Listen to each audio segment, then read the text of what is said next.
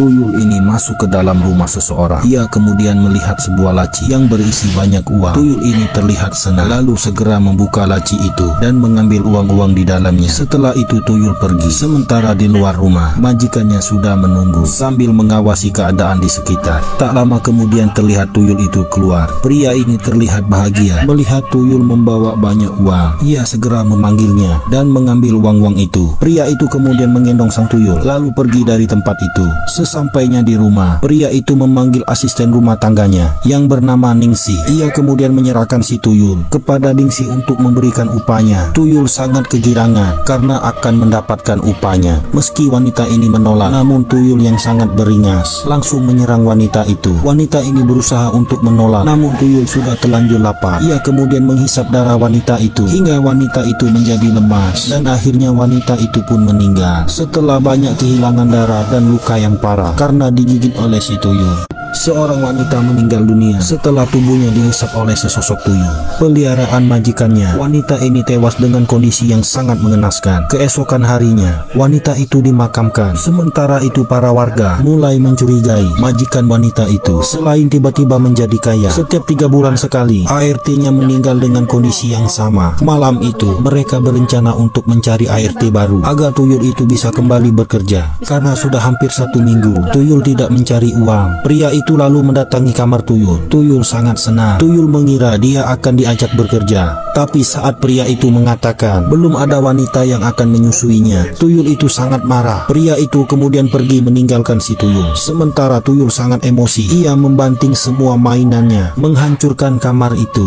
menjadi sangat berantakan hingga menimbulkan suara yang sangat gaduh. Malam harinya pria itu bermimpi Tuyul datang membawa teman, lalu menghisap darah istrinya. Setelah istrinya tewas, Tuyul lanjut menyerang dirinya hingga pria itu terbangun. Keesokan harinya, pria itu pergi ke rumah seorang dukun, di mana ia mendapatkan tuyul itu. Apa yang akan ia lakukan? Pria ini mendatangi markas di mana ia mengambil tuyul. Tapi Raja Tuyul marah karena pria itu tak izin terlebih dahulu. Para tuyul-tuyul itu langsung menyerangnya dan membawa pria itu masuk ke dalam markas. Ia lalu dibawa ke sebuah ruangan di mana ada 2 orang yang sedang digantung karena 2 orang itu tak bisa nepati janji dan ingin mengembalikan tuyulnya. Setelah itu pria ini dibawa ke tempat lain di mana di ruangan itu temannya digantung bersama istrinya dengan penyebab yang sama, tak bisa memberi makan dengan layak tuyul peliharaannya. Akibatnya tuyul itu mengamuk lalu menjadikannya tumbal. Setelah itu pria ini dilempar keluar dan pintu tertutup sendiri. Saat kembali ke rumah, istrinya marah-marah dan mengatakan harus secepatnya mendapatkan pembantu baru. Ketika suaminya mengatakan itu adalah hukuman Tuhan, istrinya bertambah marah karena keuangan sudah semakin menipis semenjak tuyul itu sudah tidak bekerja. Akhirnya malam itu suaminya pergi untuk beroperasi dan menyuruh istrinya untuk menyiapkan susu formula. Si tuyul sudah menunggu dengan gembira karena sudah 1 minggu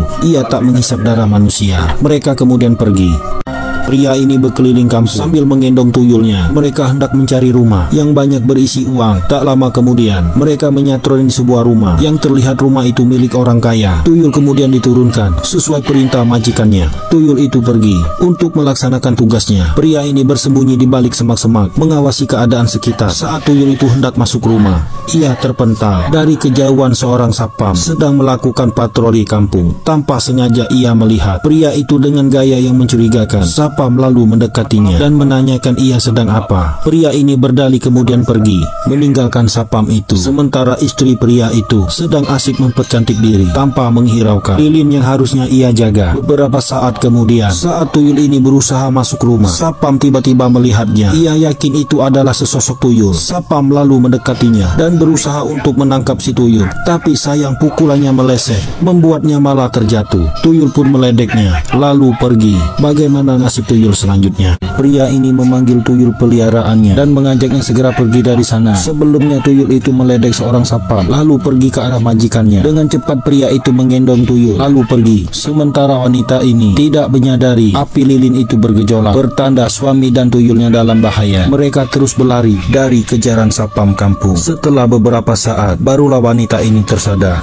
Ia segera mematikan lilin. Bersama itu juga suami dan si tuyul tidak lagi terlihat. Mereka berhasil berhasil melabui si Sapam. Setelah kondisi aman, mereka segera kembali ke rumah. Sesampai di rumah, pria ini sangat kesal karena hampir saja mereka tertangkap. Terlebih saat mengetahui rumah yang mereka satroni sudah dipasang penangkal, gerak mereka semakin sulit. Sepertinya warga sudah mulai curiga, tapi istrinya tak mau tahu karena pusing. Pria ini pergi mencari angin di luar rumah. Tanpa sengaja ia melihat temannya yang sama-sama melihara tuyul. Ia lalu mengikuti pria itu dan tiba-tiba tempat itu berubah menjadi markas tuyul. Ia melihat para tuyul memukuli temannya menggunakan pisau. Saat tuyul itu hendak menyiksanya juga, pria ini tiba-tiba terbangun. Namun alangkah terkejutnya ia saat berada di depan rumah temannya. Tak lama kemudian Pak Haji melintas dan melihat pria itu seperti orang bingung. Pak Haji lalu berkata, sudah sebulan pemilik rumah itu tak muncul dan mungkin orang itu tak akan kembali.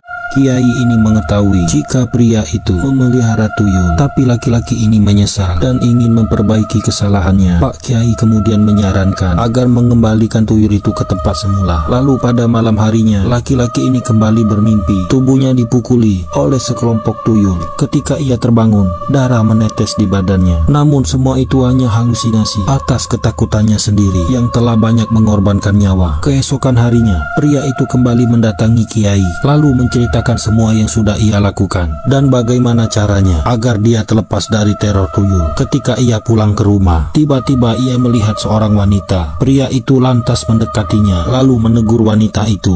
Ketika menoleh, wanita itu ternyata pembantunya. Pria ini sangat ketakutan lalu berlari. Belum hilang rasa takutnya, ia malah melihat seorang sapam bertanya kepada warga di mana tempat tinggalnya. Sesampainya di rumah, istrinya memberi jimat sebuah kaca dan juga selembar kain kuning agar saat suaminya bekerja bersama tuyul tak terlihat oleh kasat mata. Lalu ketika mereka sedang tertidur, tuyul peliharaannya tiba-tiba datang. Tuyul sangat takut kepada cermin. Ketika melihat cermin, tubuhnya akan terbakar. Mengetahui anak buahnya disakiti, Kuncen ini menjadi marah. Ia tak terima dengan semua itu. Ia kemudian mendatangi rumah suami istri itu. Melihat pemiliknya datang, tuyul itu segera berlindung. Kuncen tuyul kemudian mengeluarkan kesaktiannya, membuat istri pria itu menghilang. Pria itu sangat cemas. Ia kemudian pergi menemui Pak Ustadz dan menceritakan semua kejadian itu. Namun Pak Ustadz tak bisa membantu. Ia hanya memberikan sebuah bekal untuk dibawa. Saat mendatangi rumah Kuncen tuyul, pria ini kemudian membuka bungkusan itu.